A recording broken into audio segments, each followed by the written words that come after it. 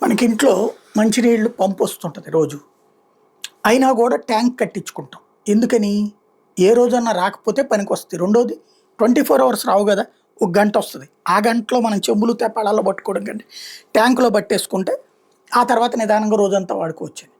ఒకవేళ ఇవాళ ప్రాబ్లమ్ అవుతుందని గవర్నమెంట్ అప్పటికప్పుడు చెప్పినా ఆ నీళ్ళు అట్టు పెట్టుకుంటాం. లేదా ఏ వాటర్ ట్యాంక్‌లో తెచ్చి అందులో పోయించుకుంటాం. పెట్రోల్‌కి, డీజిల్‌కి అట్లాగా లేవు. ఇప్పుడు రాబోయే రోజులు పరమ సంక్లిష్ట వ్యవహారాలు. అంతర్జాతీయంగా పెట్రోల్ ఎలా వాడాలి, ఎలా తొక్కాలి ఇట్లాంటి లెక్కలు చాలా సచ్చినాయి. మన దేశంలో తయారైన పెట్రోలు ఈ రిలయన్సో లేకపోతే బొలయన్సో ఇట్లాంటి వాళ్ళు అందరూ తీసుకెళ్ళి విదేశాలకు అమ్ముతున్నారు. మన దగ్గర ఇక్కడ రిజర్వ్స్ లేకపోవడం వల్ల, ట్యాంక్స్ లేకపోవడం వల్ల. ఇప్పుడు మన రిఫైనరీ పెడతామంటోంది మచిలీపట్నం దగ్గర. అట్లాంటిదే ఆయిల్ నిల్వలు ఏర్పాటుకి సంబంధించి కేంద్ర ప్రభుత్వం దేశవ్యాప్తంగా 112 లోకల్లీ బిల్ట్ ఆయిల్ ట్యాంకర్స్ ఏర్పాటు చేయడానికి రెడీ అవుతుంది 2040 నాటికి.